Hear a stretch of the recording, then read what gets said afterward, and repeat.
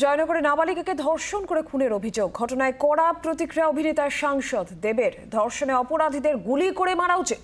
মানুষের মধ্যে ভয় না থাকলে এই ঘটনা আটকানো যাবে না, দাওয়াই ঘাটালের তৃণমূল সাংসদ দেবের।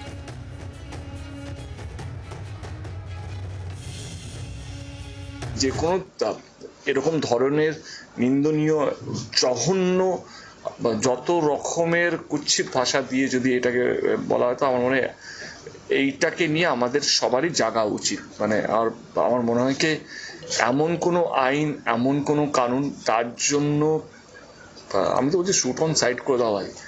এই ধরনের লোক যদি চিহ্নিত হয়, এই লোকগুলোকে যদি সত্যি ধরা পড়ে এবং তারা যদি করে থাকে কুকর্মটাকে, তাদেরকে বাঁচিয়ে রেখে তাদের পিছনে সরকারি টাকা, তোমার আমার ট্যাক্সের টাকা নষ্ট করে লাভ নেই।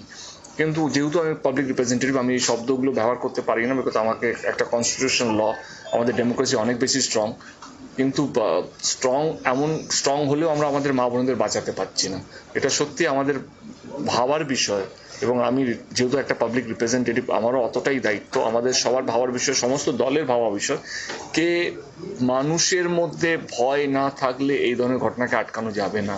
এমন কিছু নিয়ে আসতে হবে, এমন কিছু করতে হবে যেখানে এই মানুষগুলো, এই যে মানসিকতা নিয়ে ঘোরে, তাদের মনে ভয় ঢোকাতে হবে। তার জন্য সরকার বলো, প্রশাসন বলো, কনস্টিটিউশন বলো, বা আমাদের কোর্ট বলো, সবাইকে একসাথে এসে এমন কিছু করতে হবে, এই মানুষগুলোকে চিহ্নিত করে তাদের পিছনে সরকারি টাকা না খরচা করে এমন কিছু শাস্তি দিতে হবে, যাতে অন্য মানুষ